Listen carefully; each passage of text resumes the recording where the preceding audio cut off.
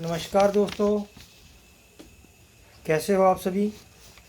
दोस्तों आज मैं ख्वाजा पीर जी की साधना से आपको अवगत करवाऊंगा।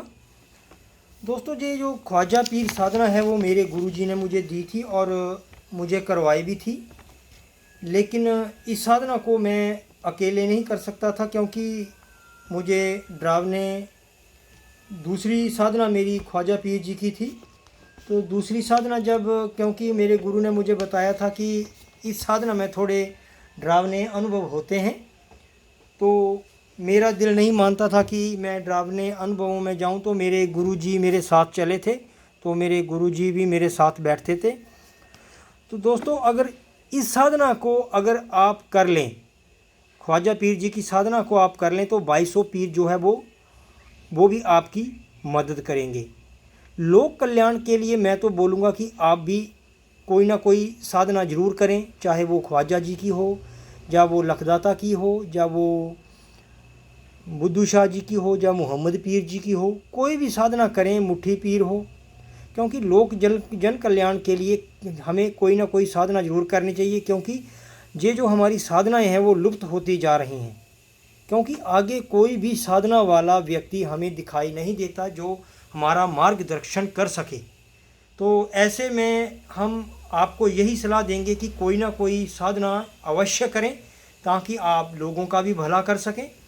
तो दोस्तों ख्वाजा पीर जी के बारे में आपको मैं ये बताऊंगा कि जो अगर आपने ख्वाजा पीर जी की साधना कर ली तो सभी पीर फ़कीर आपकी सहायता करेंगे, लेकिन इसमें थोड़े डरावने अनुभव होते हैं। अगर आपका गुरु है तो आप गुरु की देख रेख में करें।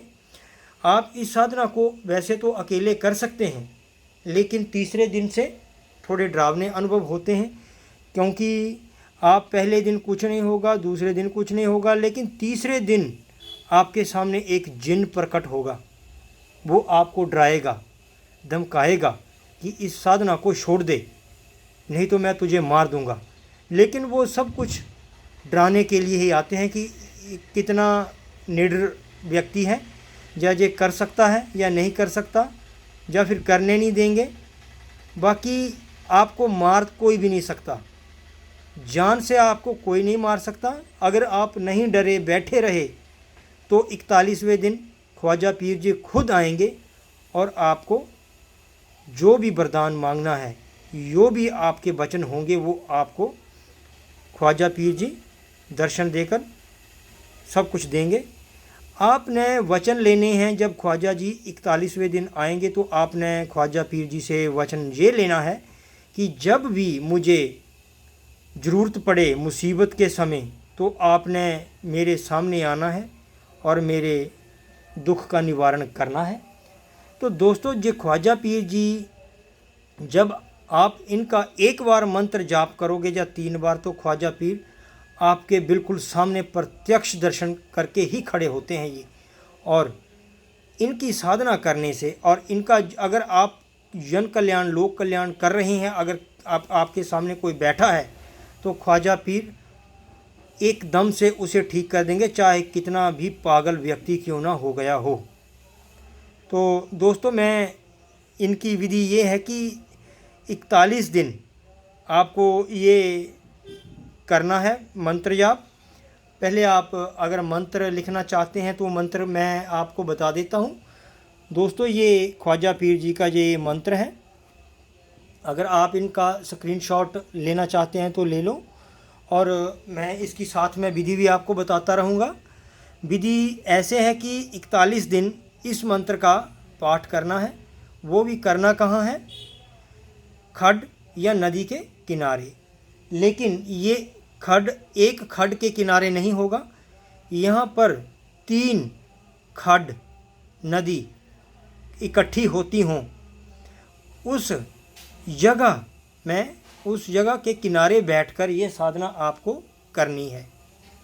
लेकिन दोस्तों मैं तो यही कहूँगा, या तो अगर आपका कोई गुरु है तो गुरु के सानिध्य में रहकर ये साधना करें। अगर आप अकेले करना चाहते हैं तो आप निडर होने चाहिए, डरना नहीं है, क्योंकि तीसरे दिन एक बहुत बड़ा जिन प्रकट होता है जो आपको डराएगा, धमकाएगा।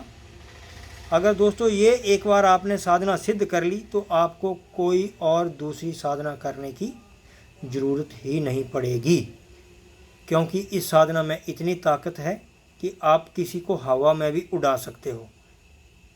दोस्तों हवा में एक बार कर लेना। मैं जो भी साधना देता हूँ झूठी नहीं देता हूँ, क्योंकि मैंने ये साधना की हुई है।